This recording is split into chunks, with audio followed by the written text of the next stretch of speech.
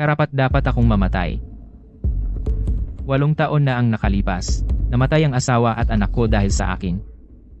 At pinilit akong pakasalan ang babaeng hindi ko minahal. Tess, kapag nalaman ko na ang totoo noon, wawakasan ko na ang buhay ko para makasama ka.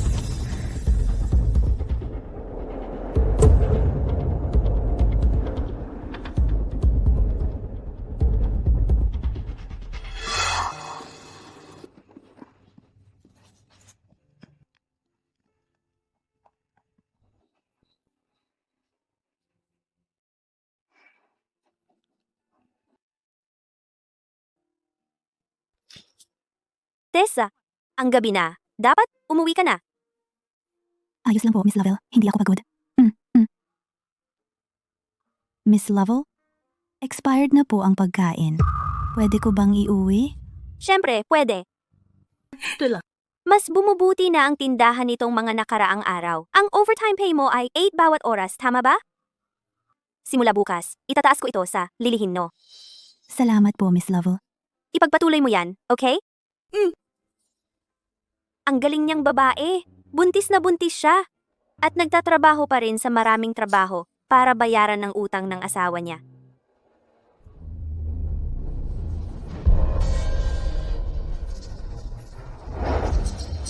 Magsalita ka. Kailan mo babayaran?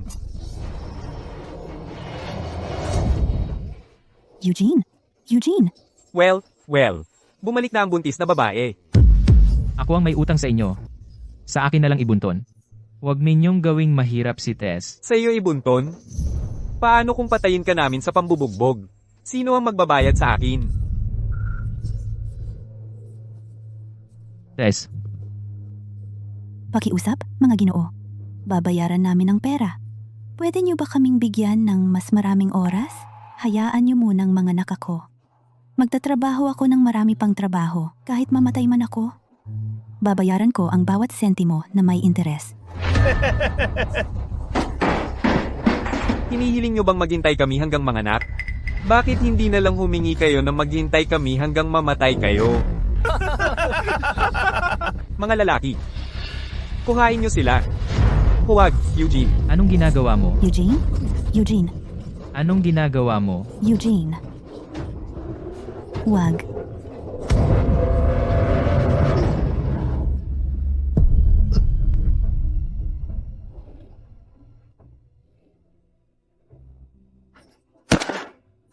Eugene? Eugene? Wag mo akong takutin, Eugene. Tara na. Eugene. Eugene.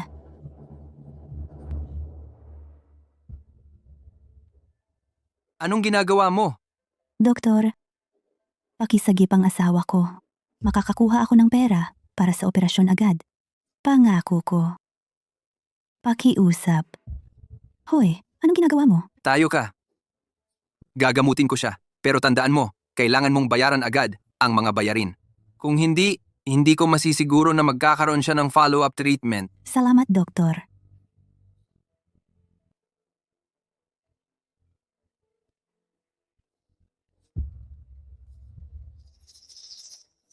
Ang tatay ni Eugene? Walang utang na loob na anak. Gawin mong leksyon ang nangyari ngayon. Tandaan mo ito, ama ni Eugene Joyner. Kahit gaano ka pa katigas ang ulo, tagapagmana ni Eugene Joyner. Yang probinsyana na babaeng iyon ay hinding-hindi magiging manugang ko. Ang mga utang mo, ako ang gumawa niyan. Iwanan mo siya at mawawala ang mga yan. Yan ang deal. Ikaw pa rin ang pinakamayamang tagapagmana ng pamilya Joyner sa Harfush. Kaya, lahat ng paghihirap na dinanas ni Eugene ay dahil sa akin.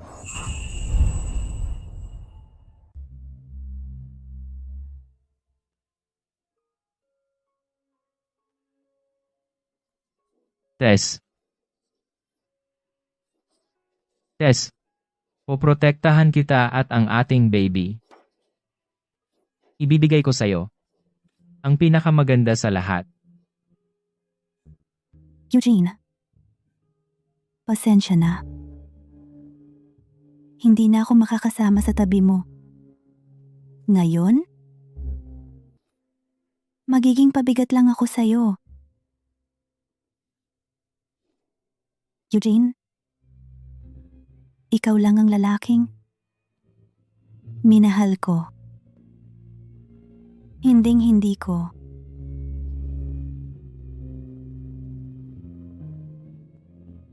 makakalimutan ang bawat sandaling pinagsaluhan natin.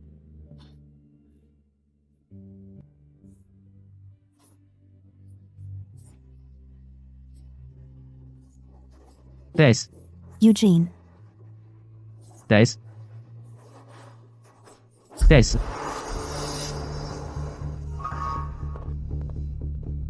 Gising ka na. nasaan si Tess? Anong ginawa mo sa kanya? Hahanapin ko siya, kailangan ko.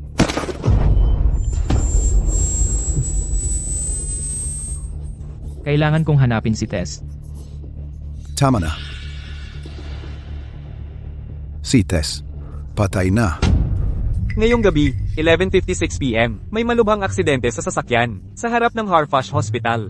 Isang buntis ang namatay sa pinangyarihan, matapos mabaygo ang resuscitation. Nagpadala na ako ng tao para sa kanyang libing.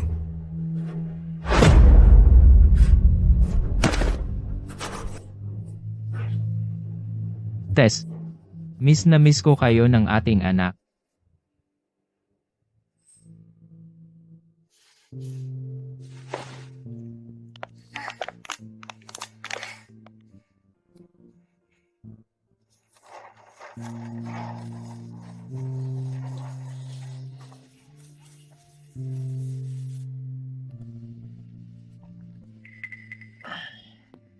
Buti pa, nakasabay ko ang isang pulubi sa umaga. Gino, magkano ko mabebenta ang mga ito?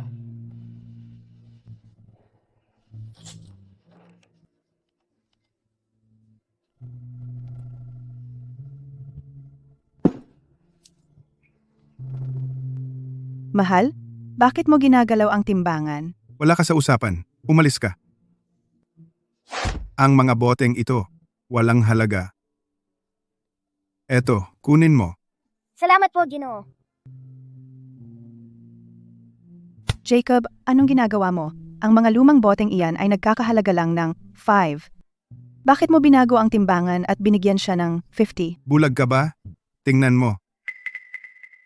Mami, tingnan mo! Kumita ako ng pera. Pera. Ito. Anong nangyayari? Narinig ko na ang nanay niya ay naaksidente at malakas ang tamaan sa ulo. Walang ama ang bata, kaya namumulot siya ng basura para pambayad ng tuition at pangkain ng nanay niya. Hindi madali. Bakit hindi mo sinabi kanina? Pupunta ako sa loob at kukuha ng pagkain para sa kanila.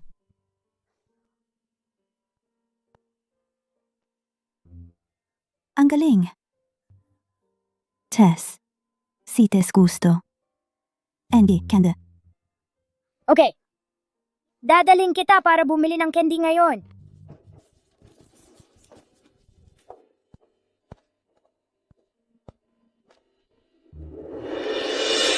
Salamat po, Gino. Alam kong hindi kayo talaga masama. Tumutulong lang kayo sa akin. Kapag gumaling na ang nanay ko, babalik ako para bayaran kayo.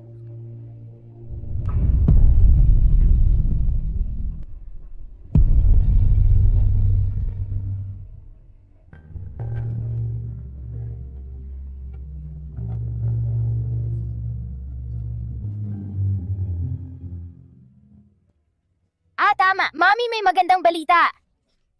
Na-accept ako sa Joyner Elementary School. At sinabi ng guro kong mag-top ako ngayong semestre, makakakuha ako ng scholarship mula sa Joyner Group. Kapag nakuha ko ang perang yon, gagaling ka talaga. Join a group. Mami? Join a. Mami? Mami, anong problema? Wag mo akong takutin, Mami. Mami?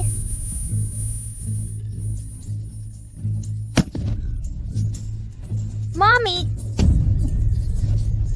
May tao, may tumulong. Tingnan ang redevelopment plan para sa distrito. Mami?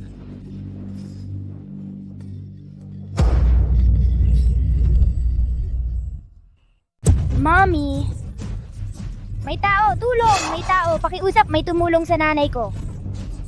Mr. Joyner, ano ang problema? Wala. Balik na tayo.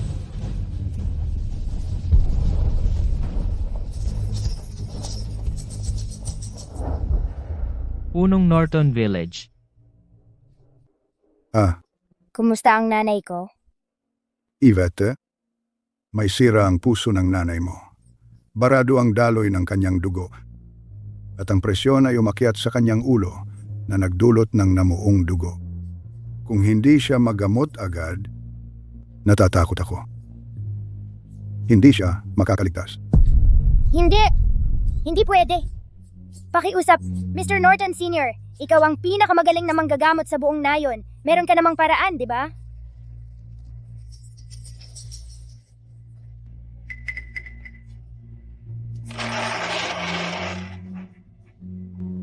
Gino, ito ang perang naipon ko mula sa pagkolekta ng mga bote.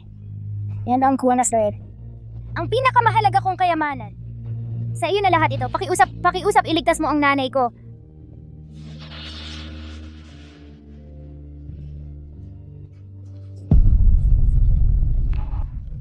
Uy, sandali.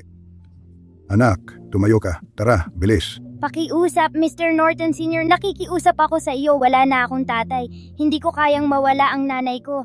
Pakiusap po. Kung handa kang iligtas siya, gagawin ko ang lahat. Yvette, kailangan dalhin ang nanay mo sa Harfush Hospital at ipa-opera sa pinakamahusay na surgeon na magsagawa ng operasyon. Ang operasyon at kasunod na paggamot ay nagkakahalaga ng hindi bababa sa Ars 1 million.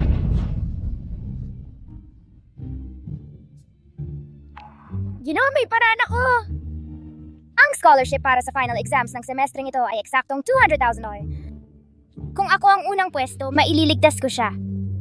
Mami, hintayin mo ako.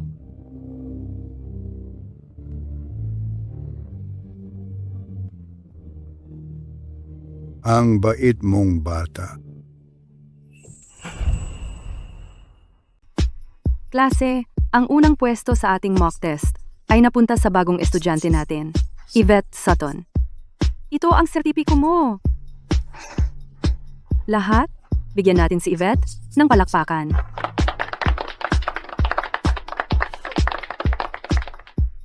Bukas ay ang final exam natin para sa semestre. Sana, bawat isa sa inyo, makuha ang gusto ninyong marka. Okay, klase tapos na. Tumayo. Paalam, Miss Webb. Paalam sa inyong lahat.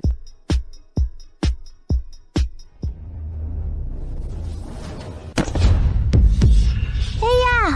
Pasensya na. Miss First Place. Ayos lang. Bakit ang isang probinsyana tulad mo laging nakakakuha ng unang pwesto? Mami, makukuha ko ang unang pwesto bukas. Wow! May bago ka na namang pencil case. Ang ganda. Binili ito ng tatay ko para sa akin. Itong backpack ay ang pinakabagong modelo. Binili rin iyon ng tatay ko para sa akin. Ang ibang tao hindi na makakaya. Bumili ng ganito kagandang backpack sa buong buhay nila. Kung may tatay lang sana ako.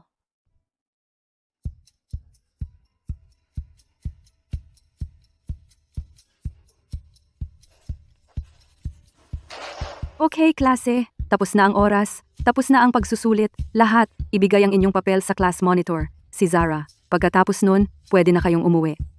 Zara, siguraduhin na nakolekta lahat ng papel. At dalhin mo sa opisina ko. Okay, Miss Webb. Tapos na sa wakas. Kailangan kong umuwi agad para alagaan si Mommy.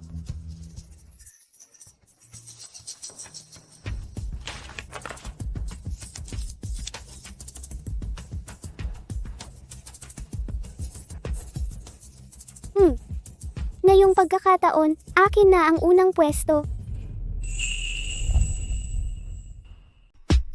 Mga estudyante, ang unang pwesto sa ating mock test ay napunta sa ating bagong estudyante, Yvette Sutton. Ito ang sertipiko mo. Lahat, bigyan natin ng palakpakan si Yvette.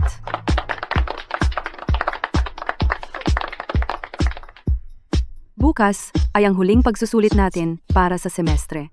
Sana bawat isa sa inyo makuha ang marka na gusto ninyo. Okay, tapos na ang klase. Tumayo! Paalam, Miss Webb. Paalam sa inyong lahat.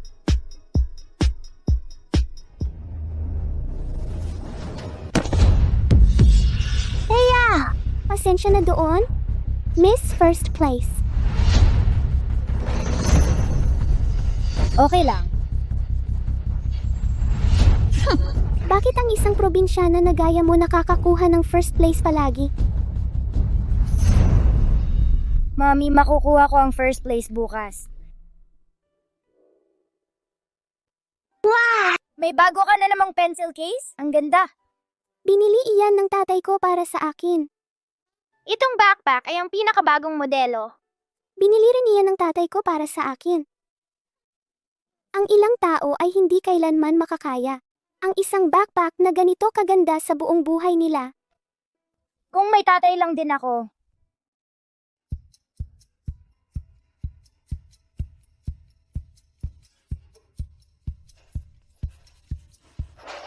Okay, klase. Tapos na ang oras. Tapos na ang pagsusulit. Lahat, ibigay ang inyong papel sa monitor ng klase, si Zara. Pwede na kayong umuwi pagkatapos. Zara, siguraduhin na nakolekta lahat ng papel. At dalhin sa aking opisina. Okay, Miss Webb. Tapos na sa wakas. Kailangan kong umuwi ng mabilis at alagaan si Mommy.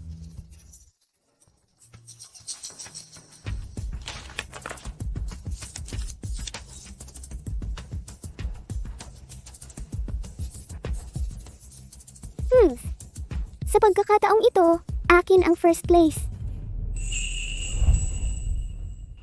Klase, nandito na ang mga resulta ng final exam at ang dalawang estudyante na hinihintay ng lahat.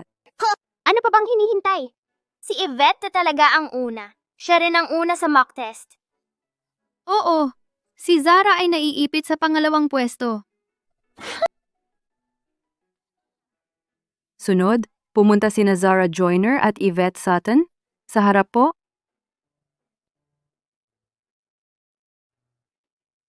Mommy, makukuha ko na ang pera para sa operasyon mo. Ipinapahayag ko na ang unang pwesto sa final exam ng semester na ito. Ay napupunta kay Zara. Perpektong marka. Congratulations, Zara. Ang pangalawa ay si Yvette. 96 na puntos. Napakaganda rin. Miss Webb, hindi sa akin ang papel na ito. Ano? Saan napunta ang papel ko? Ang nasa kamay ni Zara ay akin talaga. Miss Webb, malinaw na sa akin ang papel na ito. Hindi ko alam kung bakit ganyan din ang sinasabi ni Yvette. Siguro dahil hindi siya naging maganda ngayon. Yvette, alam ko na palagi kang nauuna. Ang hindi mo pagiging una ngayon ay tiyak na nakakalungkot. Pero karapat dapat din naman ang ibang estudyante na maging una. Miss Webb, hindi ako nagsisinungaling. Talagang akin ang papel na iyon. Yvette, tumigil ka na. Halika, Zara. Pumunta tayo sa opisina ng principal at punan ng mga form para sa scholarship mo. Si Miss Webb. Ang scholarship ay dapat sa akin. Isuli mo! Hoy! Isuli mo! Kailangan ko ito para iligtas ang nanay ko. Akin ito. Huwag kayong mag-away. Aray. Zara. Ayos ka lang ba? Tumayo ka. Lakas ng loob mo itulak ang anak ko. Gusto mo bang mamatay? Ma'am, pasensya na. Hindi ko sinasadya. Pakiusap, sabihin mo kay Zara na ibalik ang papel ko. Anong papel? Mommy, nakuha ko ang unang pwesto sa final exam at nanalo ng scholarship. Pero si Yvette ay nagpipilit na sa kanya raw ang papel ko. Ah, ganoon pala. Lakas ng loob mo nakawin ang test ng anak ko at ang scholarship niya.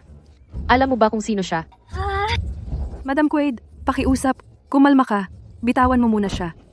Kung may problema, mag-uusap tayo sa opisina para linawin ang anumang hindi pagkakaunawaan. Gusto kong makita kung ito ba ay hindi pagkakaunawaan.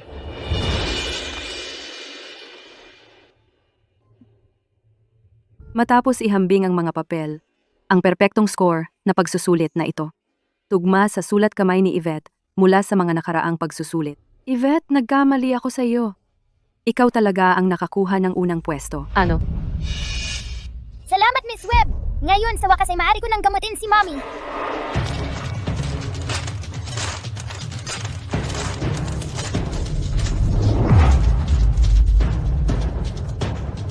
Madam Quaid, anong ginagawa mo? Kahit naninakaw ng anak ko ang papel, ano ngayon? Ako ang magpapasya kung sino ang makakakuha ng unang pwesto. Bakit mo gagawin yun? Bakit? Dahil ang founder at taong namamahala ng paaralang ito ay ang asawa ko, si Eugene Joyner.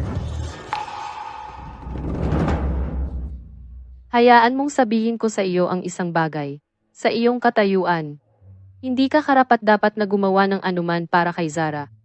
Kung ginamit niya ang iyong test paper, iyon ay isang karangalan para sa iyo.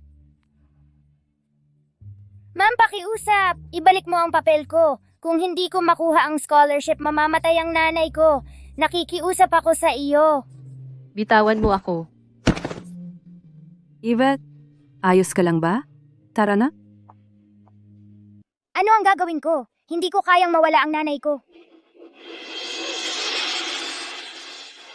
Yvette, huwag kang mag-alala. Si G. Eugene Joyner ay laging patas sa paghawak ng mga bagay.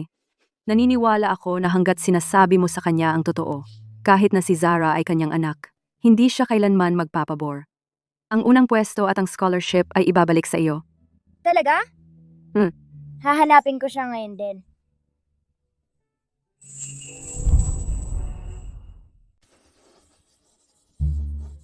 Tay, kasama mo kami ni Mommy ngayong gabi.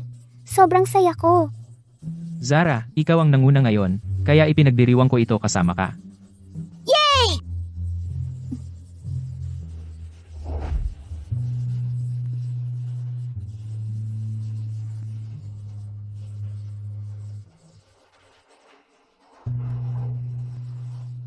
Mr. Joyner. Mr. Joyner. Mr. Eugene Joyner, pakiusap, tumigil ka. Ano yung tunog na yan? Parang may tumatawag sa akin. Mr. Joyner, may batang babae na humahabol sa kotse.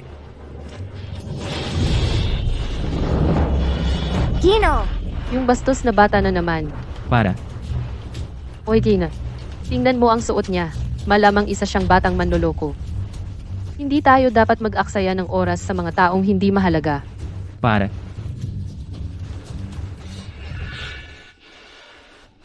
Mommy!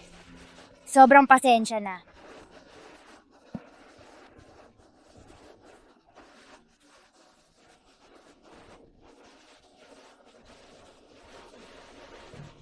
Bumangon ka.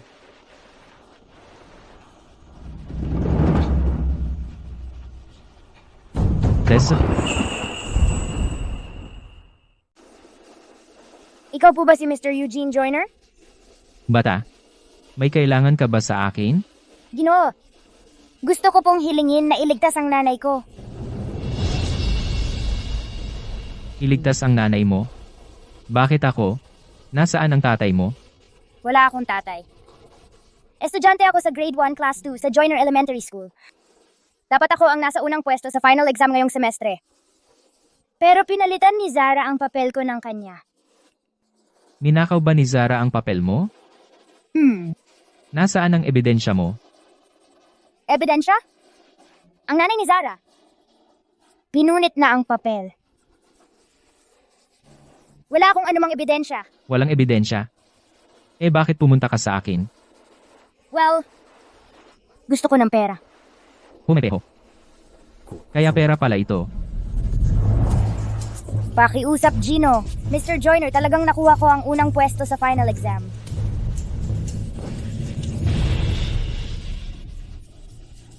Dahil inutusan ka na hanapin ako, alam mo na siguro. Si Zara ay anak ko. Walang kahit anong ebidensya, bakit ako magdududa sa sarili kong anak? Dahil sa isang estranghero?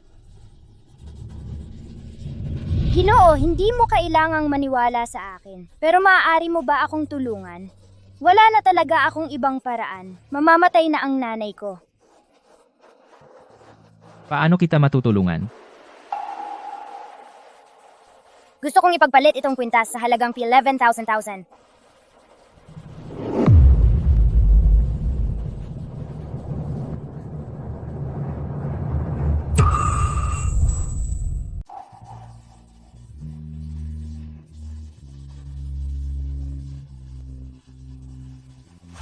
sobrang mahiwaga ba talaga? Kaya gusto kong itago ang akin para sa anak nating babae. Si. Saan mo nakuha? Itong pendant? Ibinigay ito sa akin ng nanay ko. Ano ang pangalan niya? Ang pangalan niya ay... Oy, Diana. Igana. Nawawala ang pendant na ibinigay mo kay Zara. Ano? Sabi ni Zara, lagi niya itong suot. Ngunit ngayon lang niya nalaman na nawawala na. Sa school lang naman siya pumunta ngayon, kaya malamang naiwan niya doon. Tama, Zara? Oo, iyon ang pendant na nakasabit sa leeg ni Yvette. Halika rito.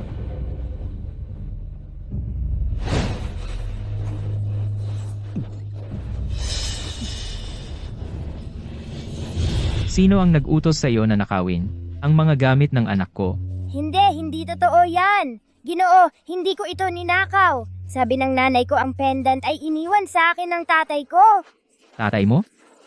Hindi ka ba niya tinuruan na huwag magnakaw? Hindi na umuwi ang tatay ko.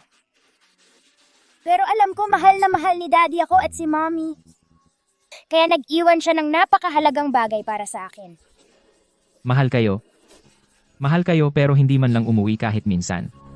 Isang bata pa at puno na ng kasinungalingan. Ginoo, ayaw ko na ng scholarship. Pakibalik po sa akin ang pendant.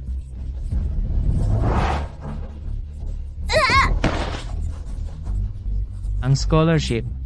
Paano ako maniniwala sa isang batang ganito, kadaming kasinungalingan, na may kakayahang mag-first place? Ang pondo ay sa anak ko lang pwedeng isuot. Kung maglakas loob kang magnasa ulit, hindi kita patatawarin.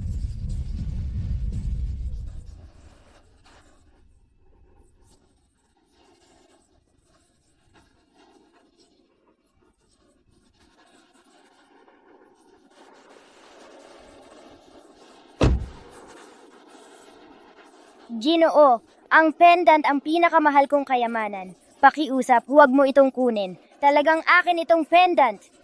Magmaneho ka. Gino. Mommy, pasensya na. Nawala ko pa ang pendant.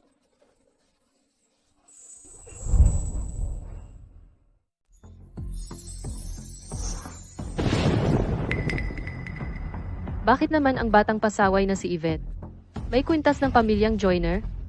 Sinabi ni Eugene dati na ang kabilang kwintas ay kasama ng babaeng walang hiya na si Tessa.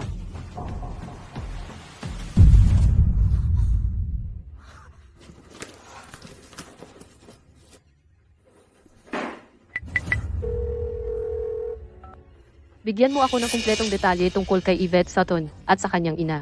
Mas maaga, mas maganda. Tessa, ikaw ba talaga? Ito talaga ang aking kwintas. Mamamatay na ang nanay ko. Talagang nakuha ko ang unang pwesto sa huling examen.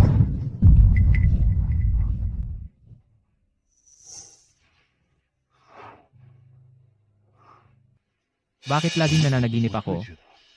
Tungkol sa batang iyon. Isang batang napakaliit, isinugal ang buhay para humarang sa kotse sa ulan. Lubha ba siyang nangangailangan? Masyado ba akong nagmadaling humusga kahapon? Travis, ihanda ang kotse. Pupunta ako sa Joyner Elementary School.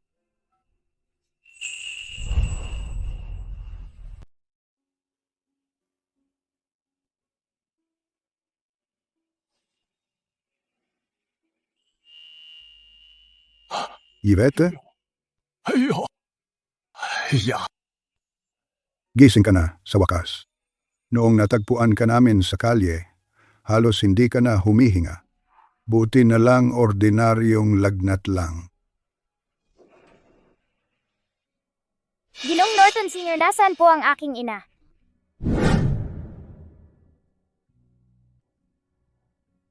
Huwag kang mag-alala, Yvette. Isinama ko ang iyong ina para sumagap ng sariwang hangin. Yvette, handa na ang bag mo. Tiyakin mong pumasok ka sa paaralan bukas ng umaga. Gino, ayoko nang pumasok sa eskwela. Ha? Hindi ako naka-scholar at nawala ang kwintas ko. Gusto ko lang ipunin ang lahat ng pera para sa gamutan ni nanay. Oy, Yvette. Ikaw ang pinakamagaling na estudyante na nagkaroon ng aming nayon sa loob ng maraming taon. Sayang kung titigil ka. Ito ang perang naipon ko sa loob ng maraming taon. Eto, kunin mo. Tama, ang pag-aaral ang tanging pagkakataon na mayroon tayo upang baguhin ang ating kapalaran. Ito ang perang inipon ko sa lahat ng mga taon na ito. Kunin mo. Dem Lambert, iyon ang pera para sa gamot mo. Hindi ko ito pwedeng kunin. At Ginoo, hindi naging madali ang buhay para sa inyong lahat. Yvette. Yvette, ito ay mga gulay na inani namin mula sa bukid. Ilalagay ko sila dito. Yvette, kailangan mo ng sustansya para makapag-aral. Ito ay mga sariwang itlog na kakakalat ng manok natin. Kainin mo sila. Ako rin, sa mga araw na ito. Kung hindi ka mag-aaral, bubulihin ka.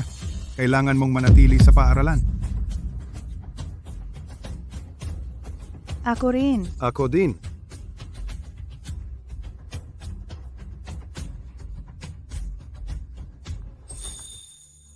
Salamat sa inyong lahat. Salamat sa inyong lahat.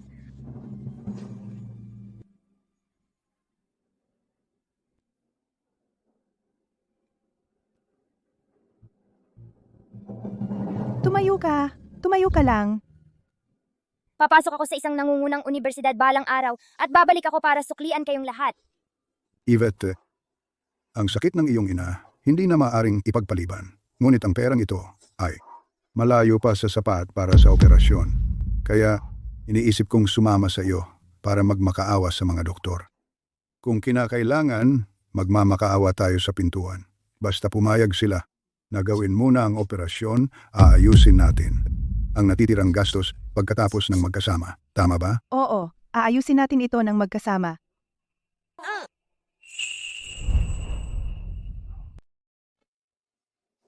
Kaya, si Yvette nga ang nakakuha ng unang pwesto. Si Yvette ay palaging isang mahusay na estudyante, pero ang kanyang pamilya ay napakahirap. Plano niyang gamitin ang scholarship para sa pagpapagamot ng kanyang ina. Sa kasamaang palad, pinalitan ni Zara ang pangalan ni Yvette sa kanyang sarili sa papel. Ang aking kapangyarihan ay hindi umaabot sa pagsuway kay Mrs. Joyner o Miss Joyner. Si Yvette ay nasa unang baitang pa lang, at siya lamang ang nag-aalaga sa kanyang may kapansanang ina. Pagkatapos ng klase araw-araw, nag-iipon siya ng basura para kumita. Hindi ko nga maisip kung paano ang isang batang maliit ay nakayanan na mabuhay sa nakaraang ilang taon. Paano naman ang kanyang ama? Si Yvette ay walang ama. Tingnan mo. Kahit na hindi ko pa nakilala ang aking ama, alam kong mahal niya ang aking ina. Siya ay naghahanda ng mainit na tubig na may pulot para sa kanya tuwing umaga. Gising ka na. Eto.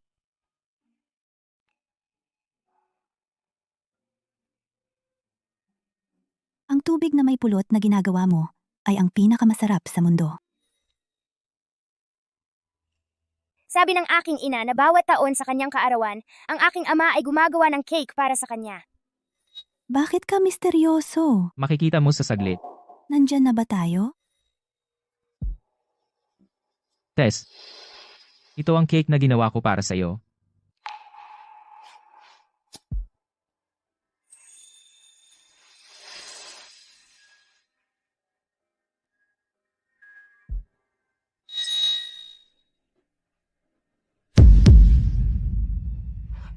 Tessa. Ang ginawa ni Yvette ay tinatawag na Tessa. Ano ang apelido niya?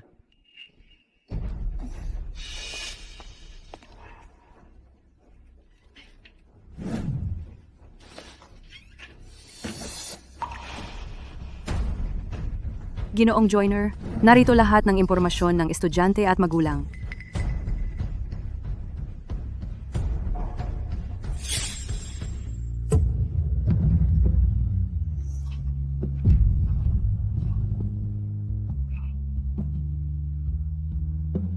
Hindi ko ito ninakaw. Sabi ng nanay ko, ang kwintas na ito ay iniwan sa akin ng tatay ko. Gino, ang kwintas na ito ang aking pinakamahalagang kayamanan.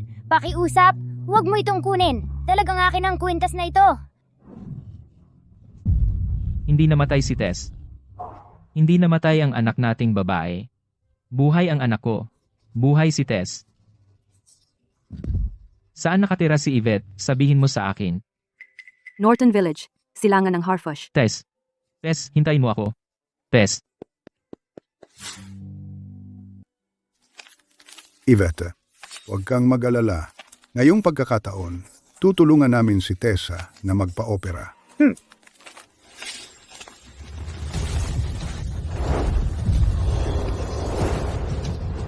Tessa, napakaswerte mo talaga.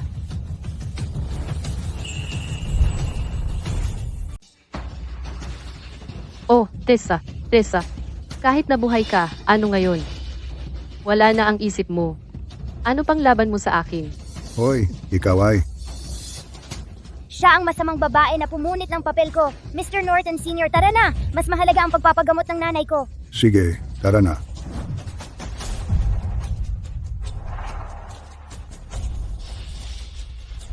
Gusto mong pagamutin ang lumpo mong nanay? Sige, mangarap ka pa. Kung maglakas loob kang saktan ng nanay ko, sasabihin ko kay Mr. Joyner. Mr. Joyner? Brat ka. Huwag mong kalimutan. Kung gaano kanya kinamuhian kagabi. Alam kong hindi niya ako gusto, pero naniniwala akong mabuti siyang tao. Hindi lang niya alam ang totoo at na-misunderstood ako. Hayaan mong sabihin ko sa'yo ang totoo. Si Mr. Joyner ang nagpadala sa akin ngayon. Para turuan kayo ng leksyon, ikaw at ang lumpo mong nanay. At huwag mong kalimutan, siya ang tatay ni Zara. Sinubukan mong gamitin ang mga resulta ng pagsusulit ni Zara at ninakaw mo pa ang kwintas niya. Pababayarin ka ng mga Joyner para dito. Ham.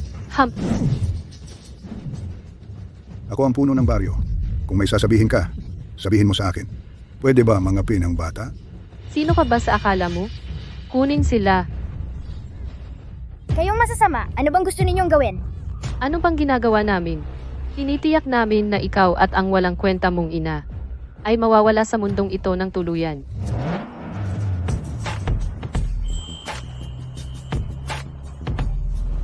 Tess.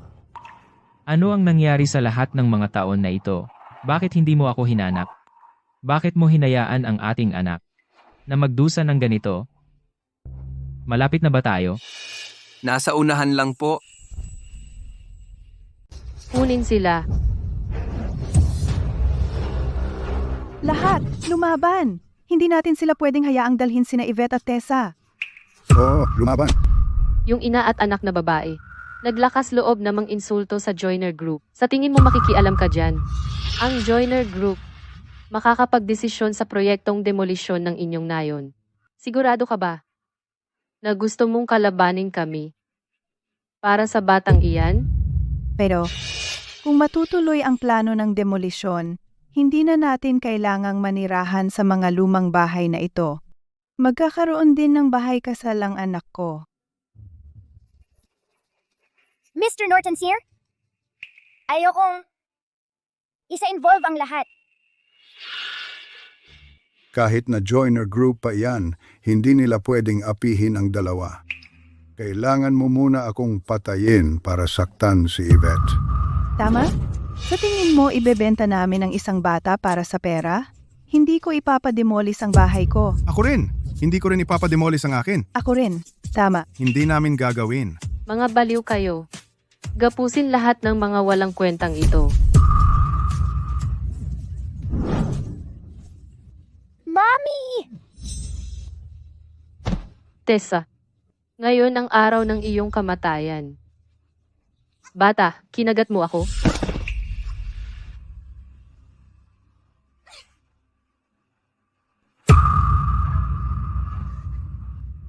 Mommy!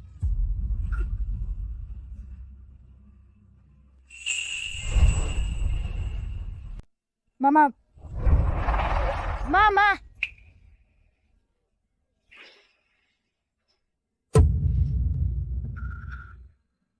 Mama, ayos ka lang ba? Mama? Gusto kong makita kung sino ang makakapagligtas sa iyo ngayon. Wala na ba tayong batas? Kung saktan mo si Yvette, isa sa panganib ko ang buhay ko para i-report ka. Tama, binubuli mo ang isang balo at ang kanyang anak. Ang tapang mo naman. Ikaw, Mama, gising ka na! mukhang ang pagkakahulog. Sa wakas ay nagising ka sa katotohanan. Mabuti.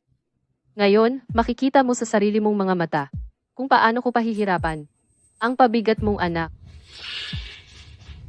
Hindi! Huwag mong saktan ang anak ko. Hindi. Isang lumpo na tulad mo, akala mo mapipigilan mo ako. Sasabihin ko sa iyo ito, ako na ngayon ang asawa ni Eugene Joyner. Pinaghirapan ko siyang makuha, kaya hinding-hindi ko hahayaang sirain mo iyon. Walang sino man ang makakapagligtas sa iyo ngayon. Mamatay ka na. Tigil.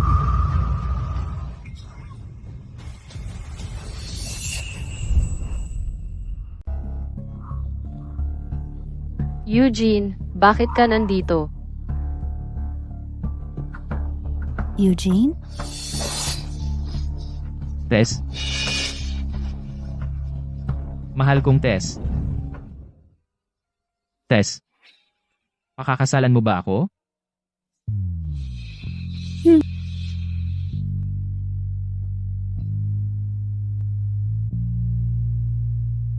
Tess? Sumumpa ako. Naaalagaan kita magpakailanman.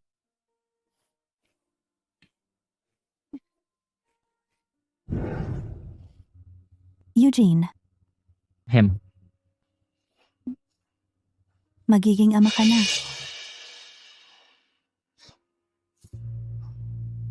Tess, sisiguraduhin kong magiging maganda ang buhay ninyo ng ating anak. Uy, dahan-dahan lang. Eugene. Pasensya na. Hindi na ako makakasama sa tabi mo. Sa ngayon, magiging pabigat lang ako sa iyo. Eugene. Ikaw lang, ang lalaki na minahal ko. Hinding-hindi ko.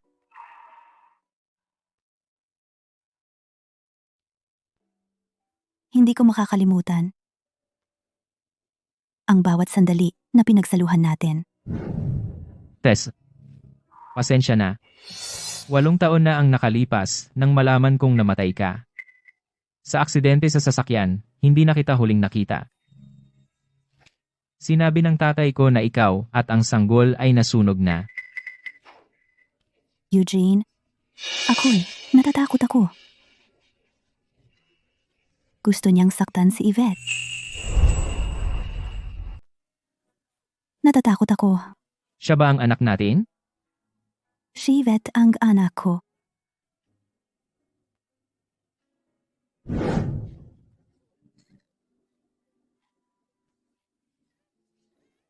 Sino ang nag-utos sa iyo na nakawin ang mga bagay ng anak ko? Hindi totoo iyan. Ginoo, hindi ko ito ninakaw. Sabi ng nanay ko ang kwintas ay iniwan ng tatay ko para sa akin. Ang tatay mo? Hindi ka ba niya tinuruan na huwag magnakaw? Ang kwintas na ito ay para lang sa anak ko. Kung mangahas ka pang hangarin ito ulit, hindi kita palalampasin.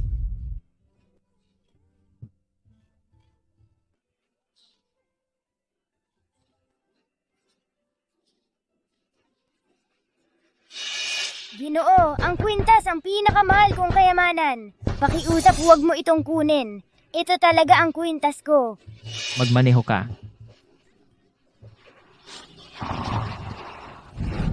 Nararapat akong mamatay sa pagtrato ko sa kanya. Mr. Joyner, ikaw ba ang nagpadala ng babaeng iyon para parusahan ang nanay ko at ako?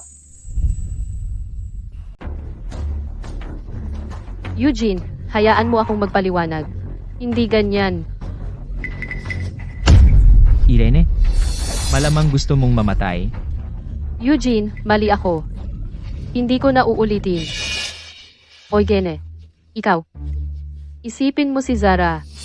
Hindi siya mabubuhay kung wala ang nanay niya. Kung hindi dahil kay Zara, gagawin ko sanang impyerno ang buhay mo. At ang mga bastos na ito, baliin ninyo ang mga braso nila at ipadala sila sa pulis. Opo.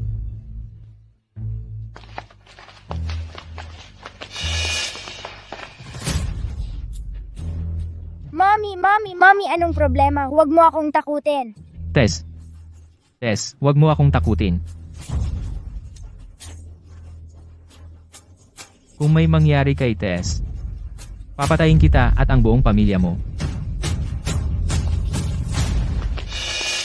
Bitch, gusto mong tumakas? Anong ginagawa mo? Ako ang asawa ng CEO ng Joyner Group. Kunin siya. Ipadala rin siya sa pulis.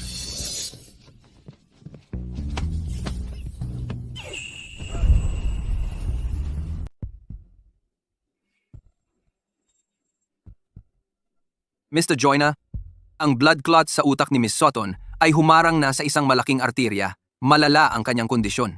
Kailangan niya ng operasyon agad. Doktor, pakisagip ang aking mommy. Iayos na ang operasyon ngayon din.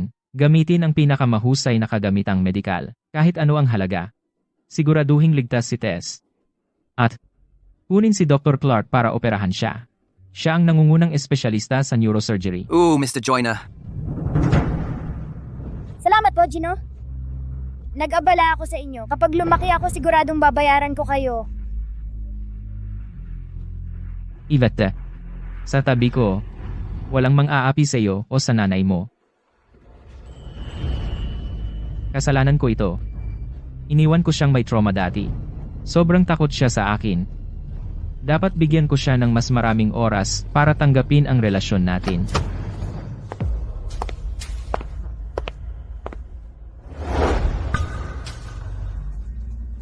Eugene, narinig ko na pinaaresto mo si Irene dahil sa isang babae.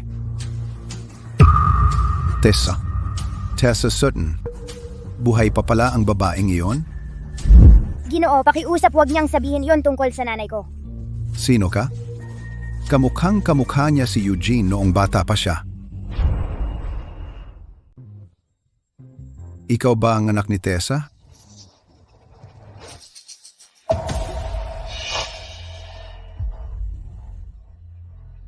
Kunin mo ito para sa paternity test. Opo. Sasabihin ko sa iyo, kahit na siya talaga ang anak mo kay Tessa, hinding-hindi ko siya tatanggapin sa aming pamilya. Dahil ang apo ko at ang tagapagmana ay lagi lang iisang tao, at iyon ay si Zara.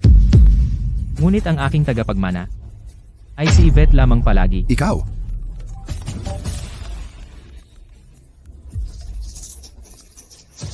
Kumusta? Harold, may nangyari kay Zara. Ano? Siya, pupunta na ako. Tara na.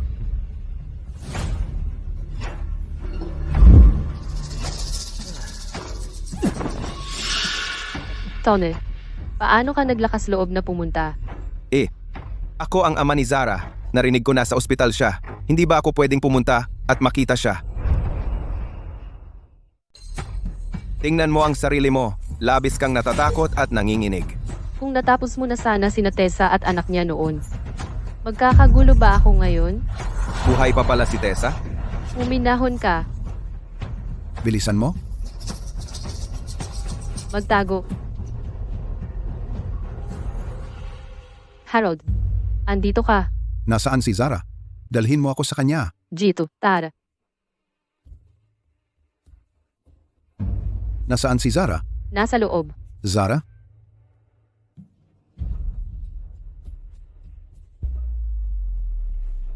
Anong nangyari sa kanya? Harold, narinig ni Zara na may ibang anak si Eugene. Labis siyang na-stress kaya hindi man lang siya makakain. Tapos siya, nagkaroon ng mataas na lagnat.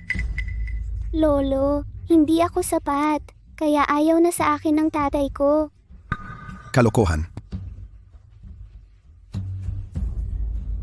Halika rito. Kung maglalakas loob siyang ayaw sa iyo, palalayasin ko siya sa pamilya. Oy Tina. Mahal na mahal ng tatay mo si Zara. Mag-ayos ka. Kapag nandito siya, tingnan natin kung paano mo pinaplano na palitan ako ng babaeng iyon na si Tessa.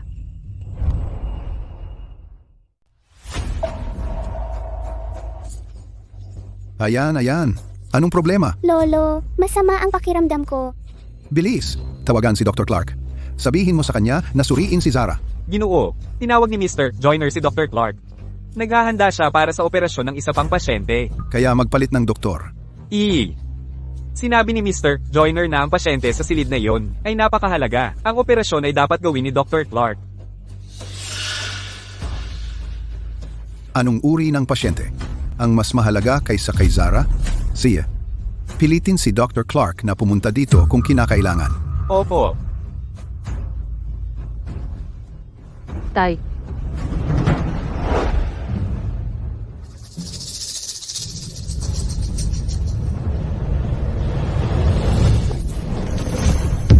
Mommy? Dr. Nars, umuubo ng dugo ang nanay ko.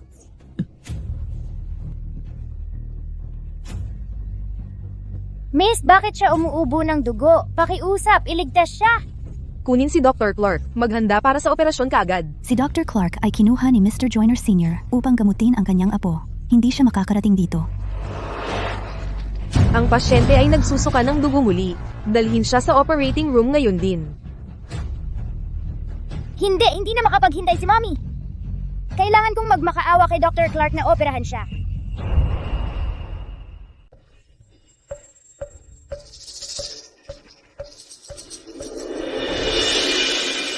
Dr. Clark?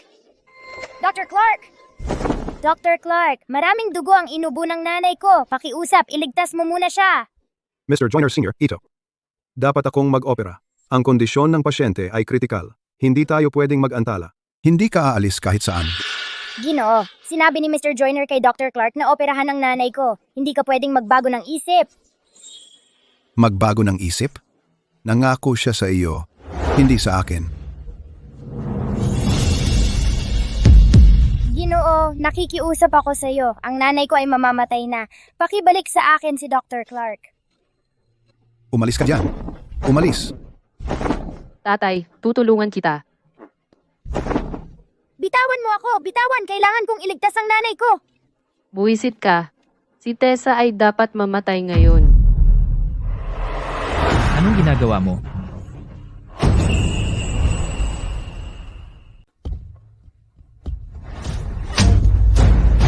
Naalala kong binalaan kita. Kung saktan mo ulit si Yvette, ipaparanas ko sa'yo ang paghihirap. Yvette, ayos ka lang? Mr. Joyner, ayos lang ako. Iligtas mo muna ang nanay ko. Marami siyang inubong dugo at kailangan niya ng operasyon ngayon din. Si Dr. Clark, tara na. Opo. Hindi kayo pupunta kahit saan. Dr. Clark, ang ospital na ito ay itinayo ko. Opo. Ginoo.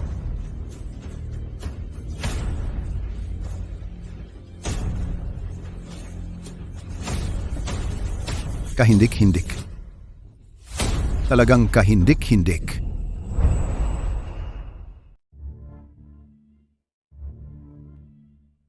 Mr. Joyner, magiging maayos ang nanay ko? Di ba? Magiging maayos siya.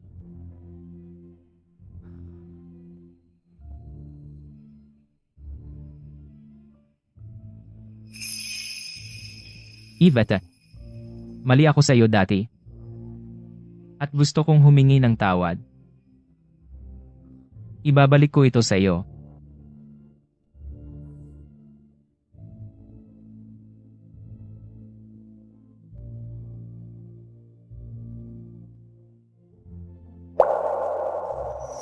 Ipinapangako ko, walang sinuman ang kukuha ng kahit ano mula sa iyo muli. Naniniwala ako sa iyo. Halika rito. Yvette, matulog ka na.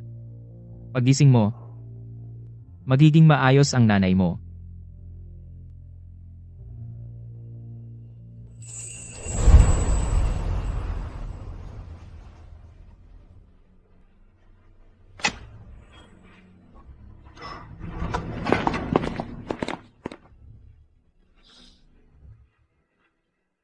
Kumusta si Tess?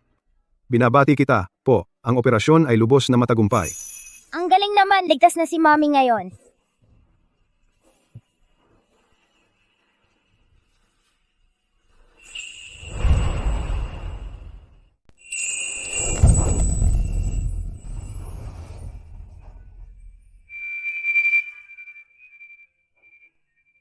Mommy, gising ka na.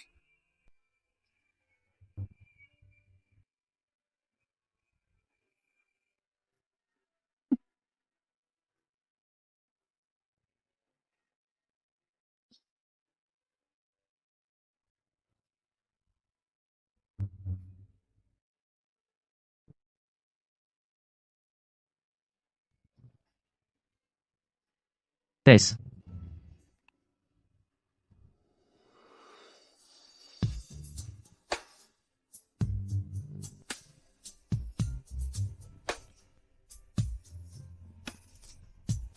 Eugene?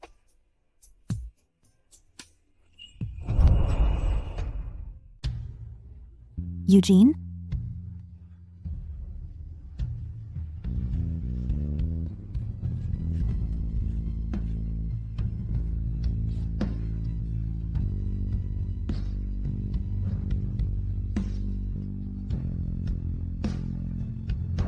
Nanay, kilala mo ba si Mr. Joyner?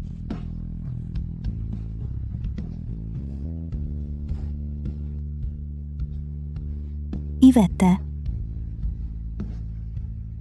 Siya ang tatay mo. Tatay! Si Mr. Joyner ang tatay ko. wag. Kasalanan ko lahat. Dahil hindi ko kayo agad natagpuan ng nanay mo. Pinahirapan ko kayong dalawa. Pero Mr. Joyner, hindi ba ikaw ang tatay ni Zara?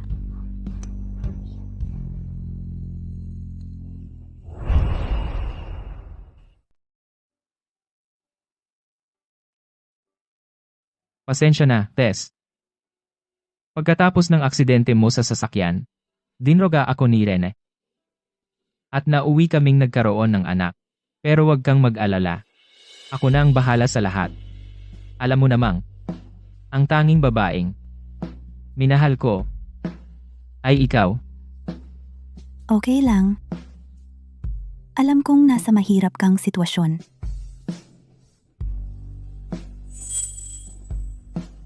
Nagdulot ba ako ng gulo? Sa pamilya mo sa pagpapakita ko ng ganito? Tess, paano mo naman naisip yan? Alam mo ba na? Ikaw lang ang pinangarap ko. Miss na miss kita. Naiintindihan ko. Siguro dahil tagal na tayong magkalayo. Kaya ka nag-aalala. Huwag kang mag-alala. Ipaghahanda ko na agad ang diborsyo. Tess, Yvette. Hintayin niyo ako. Hintayin niyo ako. Mommy, may tatay na ako ngayon.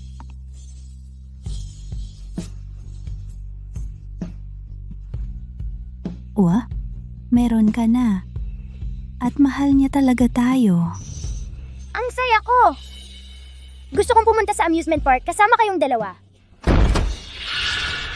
Mommy, natatakot ako.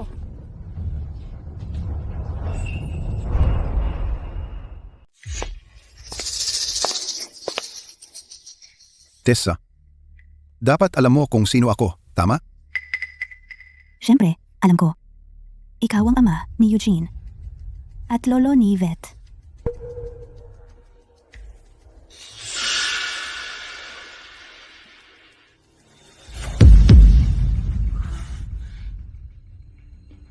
Mr. Joyner Sr.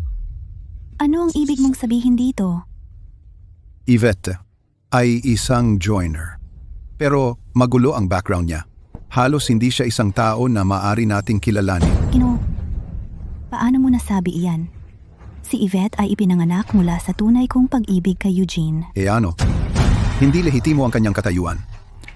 Hinding-hindi ko siya papayagang bumalik sa pamilya. Tama na. Ikaw at Eugene ay hindi magkapareho ng mundo.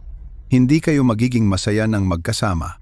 Ito ay milyon-milyon. Isaalang-alang itong kabayaran para sa iyo at sa iyong anak na babae. Ngayon, sabihin mo sa akin, Kukunin mo ba ito at aalis ng mag-isa o kailangan ko bang kumuha ng mag-escort sa iyo palabas? Ikaw, sinusubukan mo ba kaming paghiwalayin? Si Yvette ay napakabata pa. At kakahanap lang niya ng kanyang ama. Pero ngayon, Si Zara ba ay hindi karapat-dapat sa isang ama? Alam mo ba na? Dahil sa iyong pagbabalik, isang buong pamilya ang magkakawatak-watak? Ang aking mahal na apo, mawawalan ng ama. Binubuo mo ang iyong kaligayahan sa sakit ng ibang tao.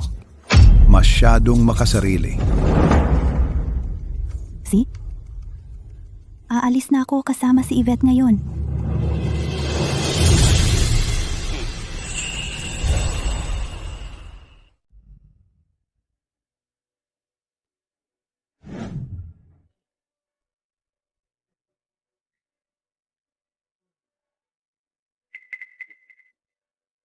Naglakas loob ka bang pumunta sa manor? Alam mo bang muntik na tayong mahuli sa ospital noong nakaraan?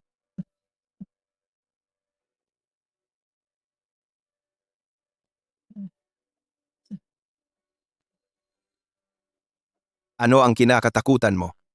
Tingnan mo ang sarili mo. Hindi mo ako pinapayagang makita si Zara at hindi ka nakikipag-ugnayan sa akin. Kaya kailangan kong pumunta rito para hanapin ka. Maliban kung bibigyan mo ako ng isa pang 5 million. Pagkatapos, aalis ako agad.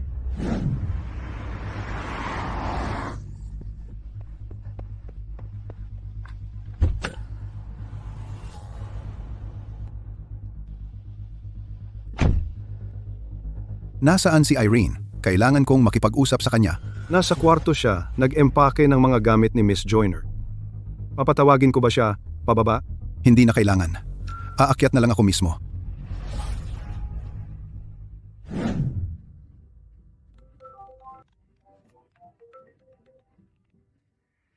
Maghanap ka ng abogado at ipadraft sa kanya ang isang kasunduan. Gusto kong lahat ng ari-arian sa ilalim ng pangalan ko ay mapunta kay Zara. Opo.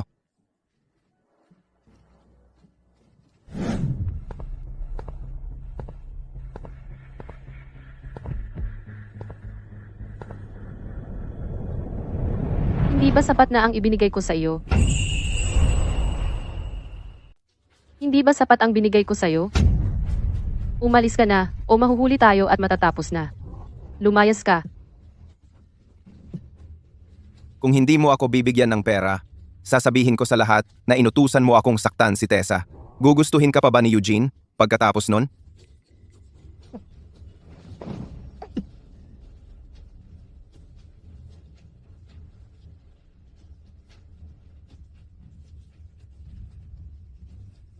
Makinig ka. Hindi mo makukuha ang pera ng walang kapalit.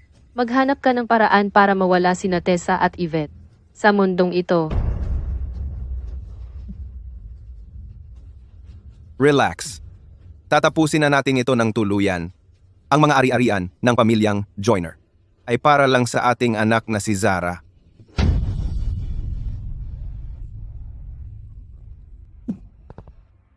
Si Zara ay hindi anak ni Eugene. Hindi anak ni Eugene si Zara. At hindi siya apo ko.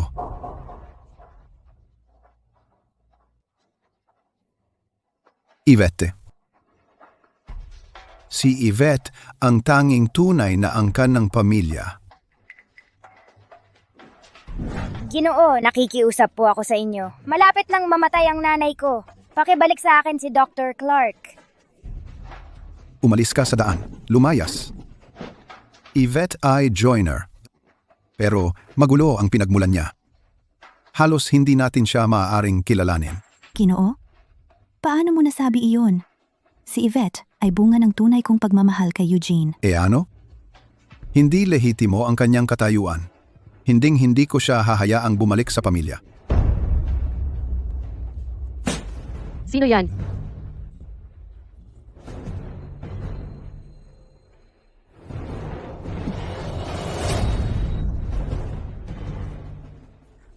Tatay? Tatay? Irene, ang kapal ng mukha mo. Ang kapal ng mukha mo. Harold, huwag kang magkamali. Kaibigan ko lang siya. Pwede kong ipaliwanag. Hindi lang. Niloko mo si Eugene.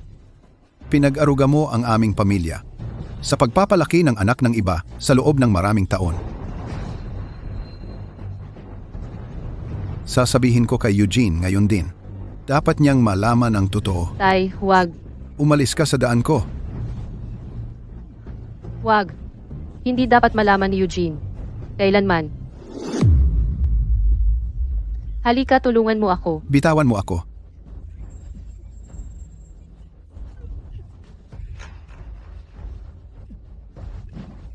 Matanda ka. Gusto mo pa bang magsumbong kay Eugene? Gusto mo ba? Itulak mo siya pababa. Ang mga patay lamang ang nagtatago ng sikreto. Ikaw nagaga. Pinakitunguhan kita ng mabuti. Ano ngayon? Humadlang ka sa akin, kaya dapat kang mamatay. Itulak mo siya.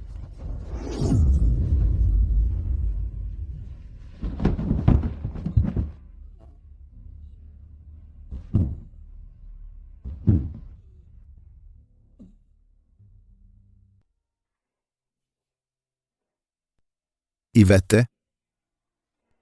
Pasensya na.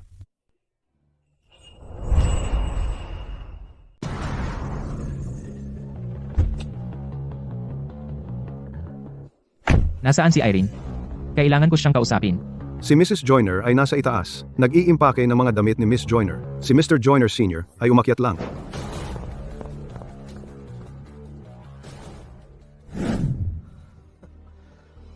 Lakad.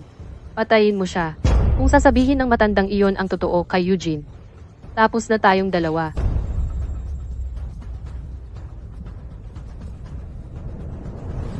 Tatay.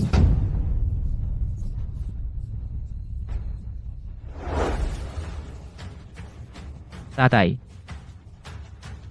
Tatay. Tatay? Tatay. Anong nangyari? Kasalanan ko ito. Nadulas si Harold sa hagdan at hindi ko siya naabutan. Tawagan ng ambulansya. Si. Tatay. Gising ka na. O hindi. Ang matandang iyon ay talagang nagising. Ginoo? Natatakot ako na si G. Joyner Sr. ay maaring hindi na muling makapagsalita. Ang kanyang stroke ay sanhi ng pinsala sa neurological. Iniligtas namin ang kanyang buhay sa tamang oras, kaya wala siyang panganib. Ngunit kung walang pangmatagalang rehabilitasyon, maaring hindi na siya makapagsalita o kumilos ng mag-isa sa natitirang bahagi ng kanyang buhay. Makipag-ugnayan sa nangungunang medical team. Bukas, sasamahan mo ang aking ama. Sa villa para sa tamang paggaling. Hindi problema ang pera. Opo, Ginoo. Aayusin ko ito kaagad.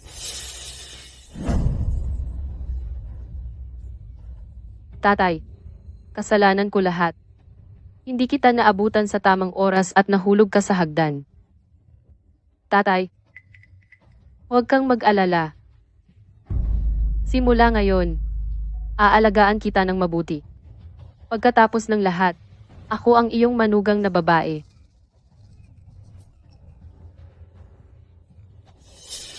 Eugene, huwag kang masyadong malungkot. Nandito pa ako para sa'yo.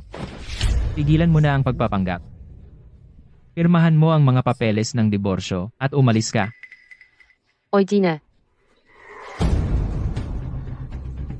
Ginoo, sina Miss Sutton at Yvette ay nawala. Wala na sina Miss Sutton at Yvette. Ano? Pasensya na, Eugene. Sa oras na mabasa mo ang liham na ito, umalis na kami ni Yvette. Tess. Yvette. Hanapin sina Tess at Yvette kahit hanapin mo bawat sulok ng Harfush. Opo.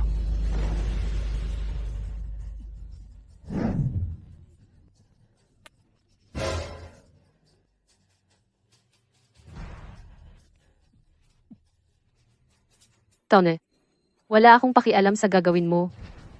Pero kailangan mong hanapin ang babaeng iyon na si Tessa, bago si Eugene. Patayin ang babae at ang kanyang anak minsan at para sa lahat.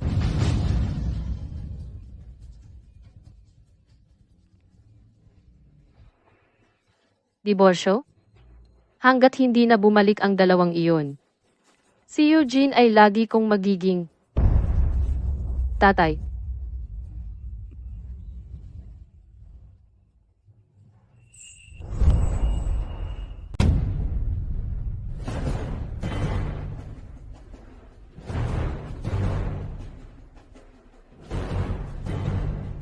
CEO ng Joyner Group, Eugene Joyner, ay nag-aalok ng malaking gantimpala para mahanap ang nawawala niyang anak na babae.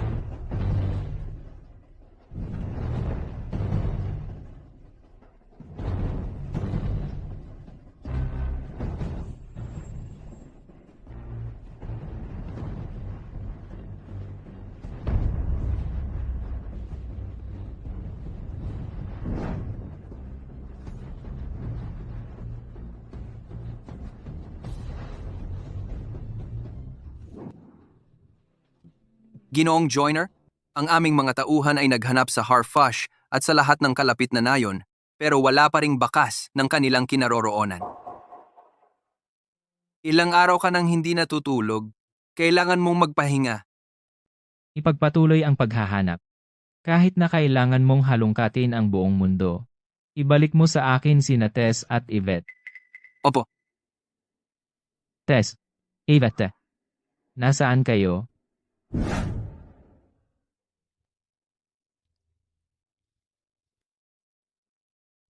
Mami, pagkatapos nating matapos ang ating part-time work ngayon, magkakaroon ba tayo ng sapat para sa mga tiket ng bus? Oo, kapag naayos na nila ang bayad ngayon, sa wakas ay madadala na kita upang umalis sa Harfush.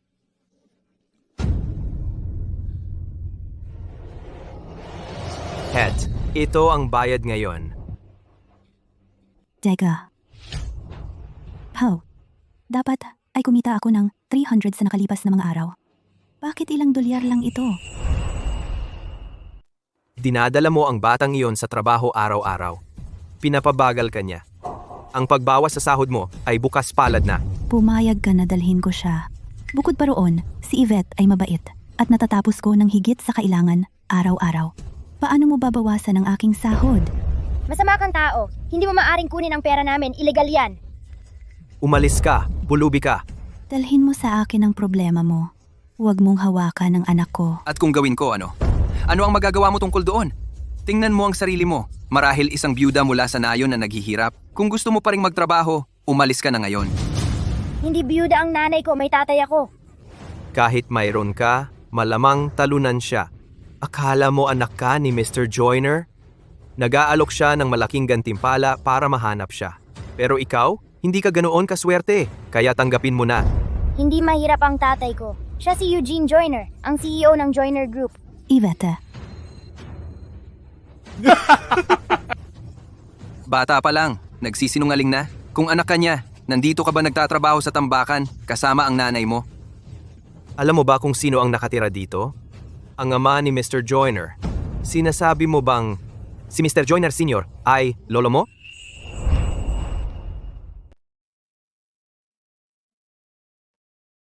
Ginoong Joyner Sr., masyadong mabigat ang puso mo. Nakakaapekto ito sa iyong paggaling. Marahil kapag binitawan mo ang nagpapabigat sa iyo, baka makagalaw ka na muli.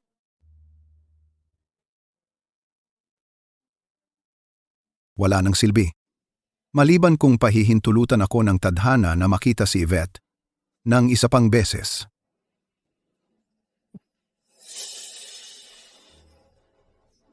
Ginoo, ang kamay mo. Kaya mong kumilos.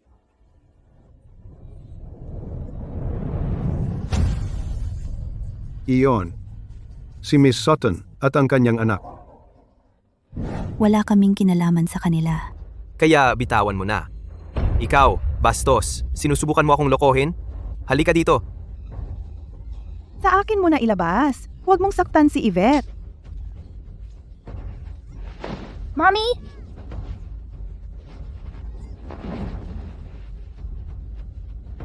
Ngayon, tuturuan kita ng leksyon.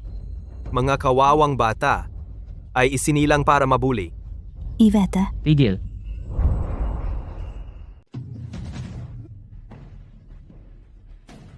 Ginoo, Mr. Joyner Sr.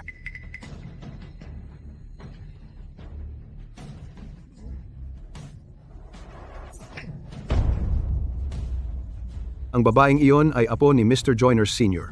Handa ka na ba para kay Mr. Joyner? Kung hahawakan mo siya, Ano? Ito. Apo ba talaga siya? Kaya siya ang tagapagmana. Tapos na kami. Malaki ang pagkakamali natin sa pagkakataong ito. Yvette.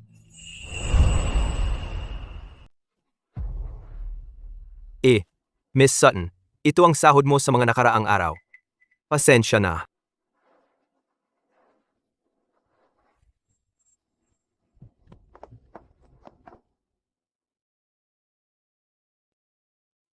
Salamat, Dr. Clark. Anong nangyari kay Mr. Joyner Sr.? Nag-stroke siya. Inutusan kami ni Mr. Joyner na dalhin siya rito para mag-rehab. Yvette. Pasensya na po, Gino. Nakaipon na kami ni Mommy para sa ticket ng bus. Pwede na kaming umalis. Hindi mo na kailangan itaboy kami. Alam kong ayaw mo kaming makita. Agtuto pa rin namin ang aming salita. At aalis ng Harfush ngayong gabi. Hindi.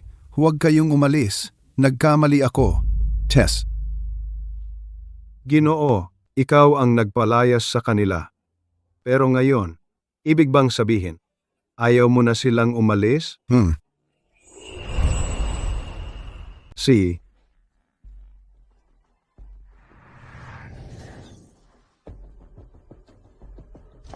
Miss Sutton, huwag kang umalis. Yvette. Mr. Joyner Sr. Mr. May problema ba? Sir.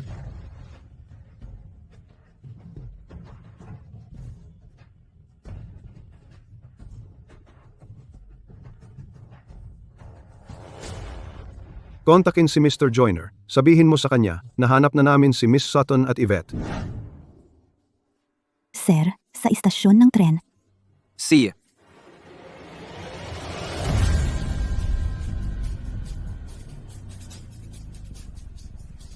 Tony, nahanap ko na sila.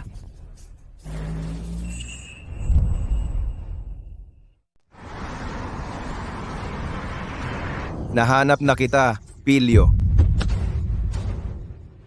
Mommy! Mommy! Bitawan mo ako. Mommy! Bitawan mo ako. Hoy, Mommy! sino ka? Ano ang gusto mo? Kung maglalakas loob kang saktan ako or ang nanay ko, hindi ka tatakasan ng tatay ko. Pilyo, makinig ka. Hindi mo na makikita ang tatay mo. Kunin na siya. Wag, Yvette. Mommy, bitawan mo ako. Yvette, Mommy! Baliw na babae. Sino ang nagsabi sa iyo na kumapit kay Eugene? Hintayin mong makuha ang bangkay ng bata.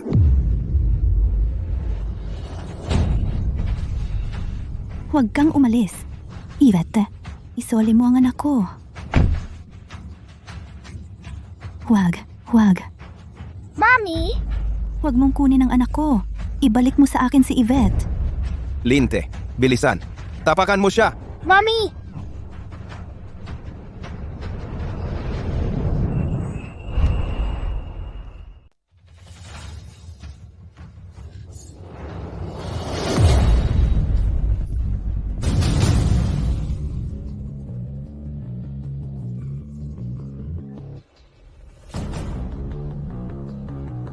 Ito, galing sila sa pamilya Joyner. Tony, kailangan nating tumakbo. Si tatay, pumunta siya para iligtas si nanay. Umalis. Umurong.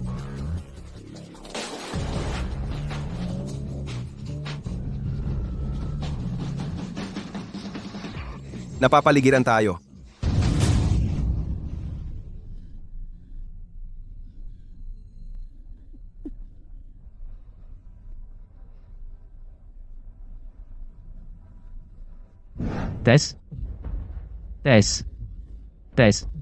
Tess? Ako ito. Eugene, iligtas? Iligtas si Yvette. Sige. Bilis, iligtas si Yvette. Tess, Nanay, huwag kang mag-alala. Ayos lang siya. Magsalita. Sino ang nagsugo sa'yo?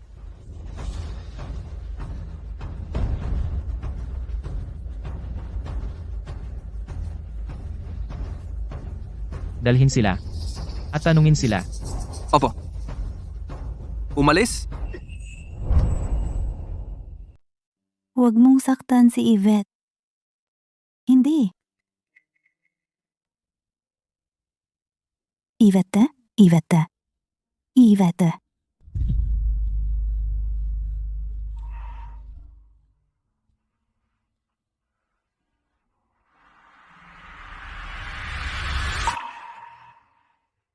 Tess. Tumakas ka ba? Ligtas si Yvette.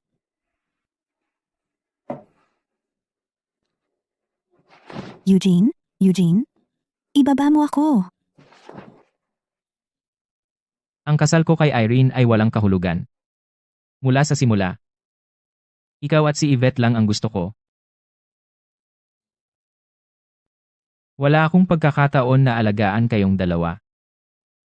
Pakiusap. Huwag mo na akong iwan muli. Si, ipinapangako ko sa iyo. Mula ngayon, hindi ka na namin iiwan ni Yvette.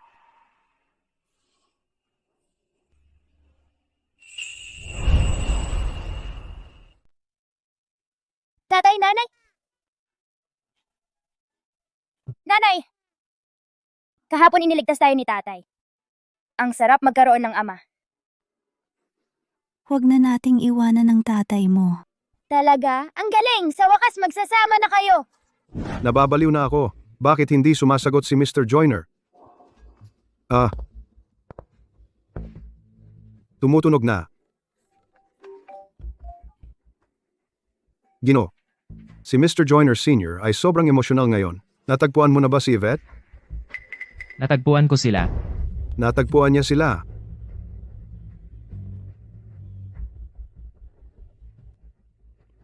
Pero sa pagkakataong ito, hindi ko nahahayaang maitaboy muli sina Tess at Yvette. Linisin ang lugar. Ngayon ay pribadong shopping session para sa anak ni Mr. Joyner. Mangyaring lumabas ng maayos. Sobrang mahal ni Mr. Joyner ang anak niya. Pinabook pa niya ang buong mall para sa kanya. Well, siya lang ang nag-iisang anak niyang babae, kaya spoiled siya.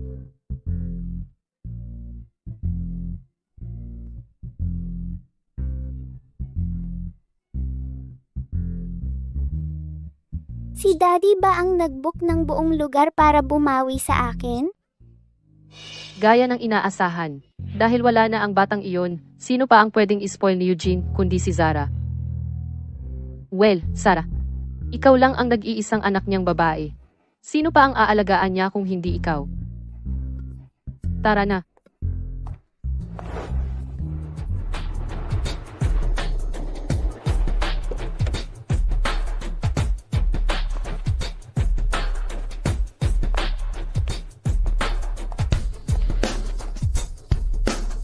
Ito ang unang pagkakataon na mag-shopping tayo kasama si Daddy. Magpakabait ka. May mga susunod pang pagkakataon.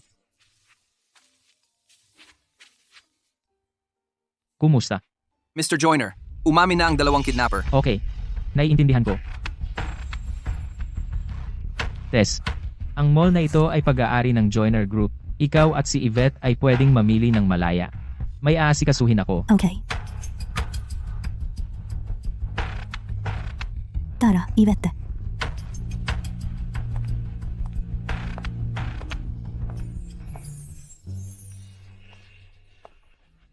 Tessa, hindi ka papatay. Walang kwenta si Tony. Hindi man lang niya kaya ito. Yvette, pag-aari ng pamilya ko ang lugar na ito. Wala kang karapatang pumunta rito. Bitch, sino nagsabi sa'yo na umiwas?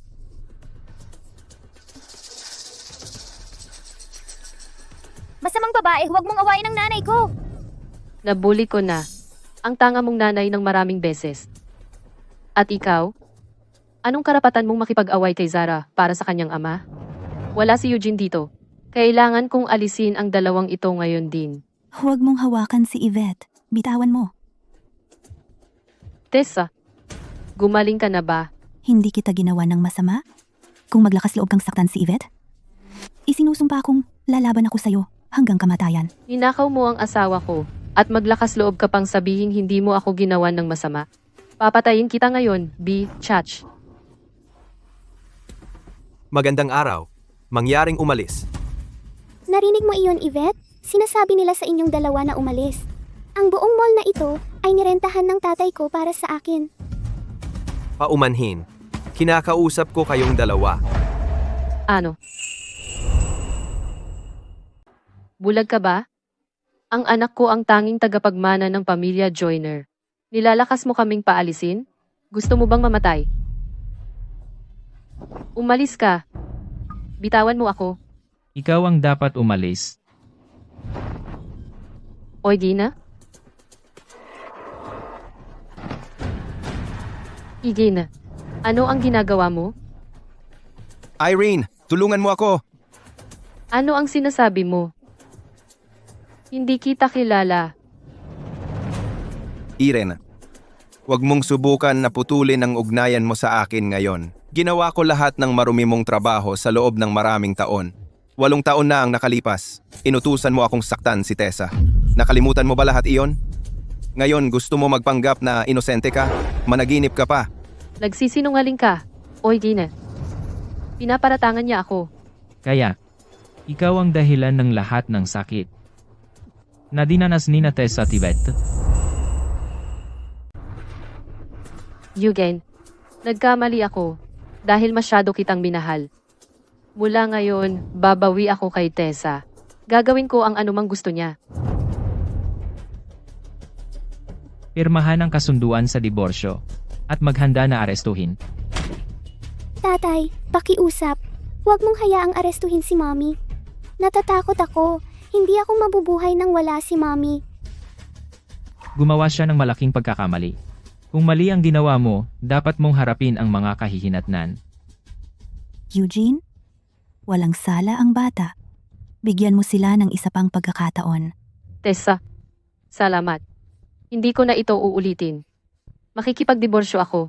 Didiborsyohin ko si Eugene ngayon din. Irene, hindi ka maaaring pumirma. Kung didiborsyuhin mo siya, paano magmamana si Zara ng kayamanan ng pamilya? Hindi ka maaaring magdesisyon sa aking mga usapin ng pamilya. Ang mga tao ay isipin na si Zara ay anak mo. Yan. Imposible yan. Eugen, pipirmahan ko na ang kasunduan sa diborsyo. Huwag na lang nating hukayin ang nakaraan. Dalhin ang 2 bastos na ito sa pulisya. Para kina Tess at Zara, hindi ko hahayaang mamatay ka. Pero wala kang makukuhang anuman. Pirmahan mo.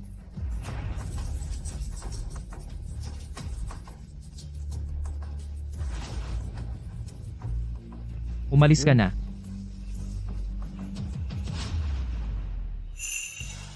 Tess, wala nang manggugulo sa atin. 3 tayo. Sa wakas ay magkasama na. Bukas, gusto kong magdaos ng press conference para ipakilala si Yvette bilang pamilya. Tatay, ano ang press conference? Malalaman mo bukas. Sa press conference, ipapahayag ko na ikaw ang aking anak na babae at nag-iisang tagapagmana. Hooray!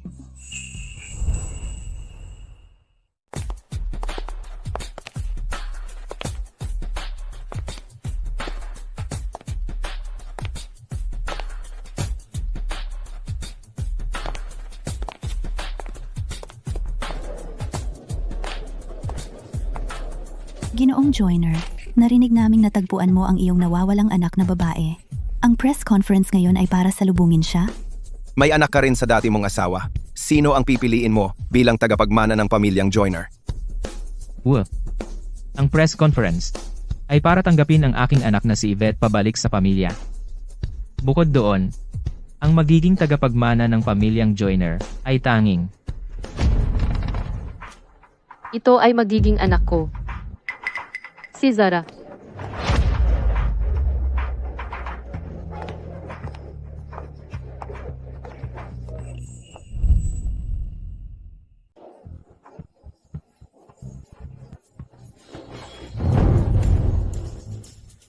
Kailan pa?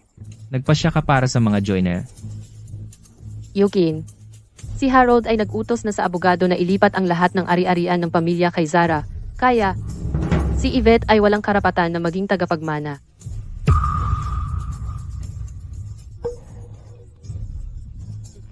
Mr. Joyner. Maliban kung si Mr. Joyner Sr. ay personal na makakansela ang kasunduan ngayon, ang buong ari-arian ay tanging mapapamana kay Zara. Eugene, huwag kang mag-alala. Hanggat makakasama kita, tatanggapin naming ni Yvette ang anuman.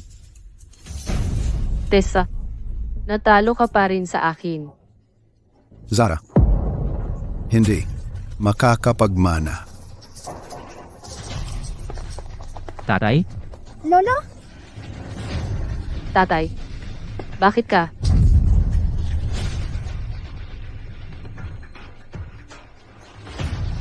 Zara ay hindi anak ni Eugene.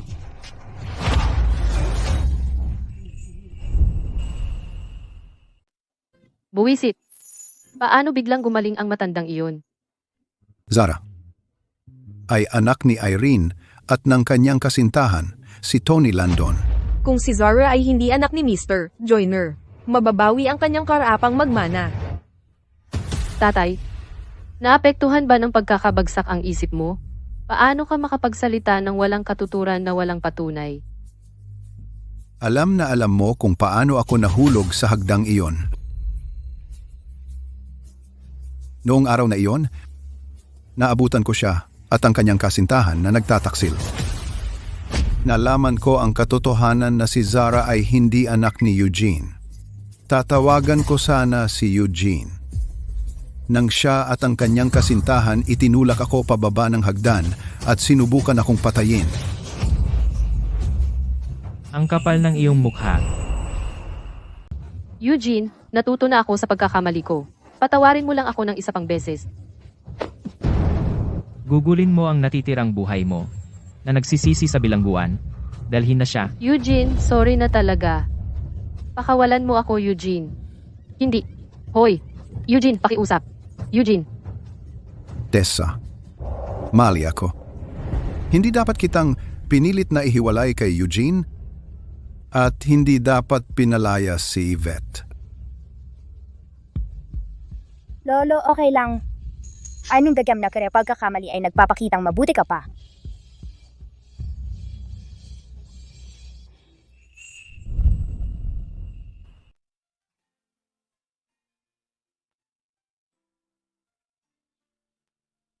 May paraan ng oras na ayusin ang lahat.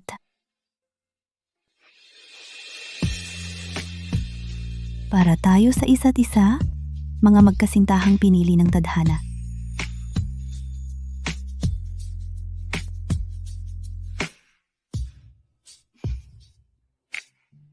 Kahit gaano kahirap,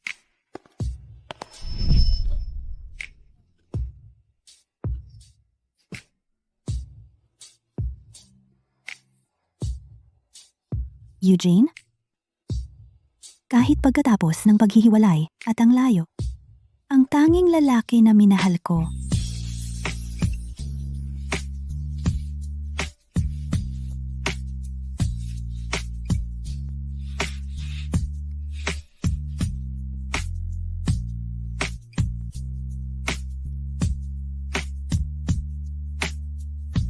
nakatakda tayong laging magkasama.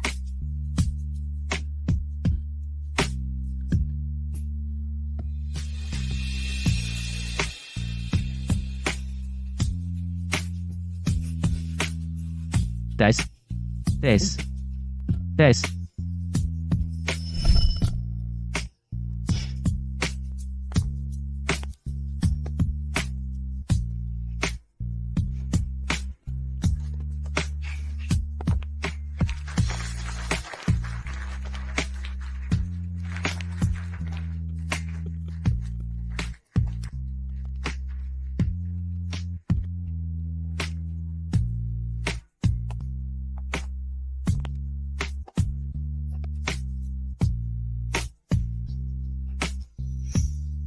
Sa bawat unos, naway magpatuloy tayong maghahawak kamay.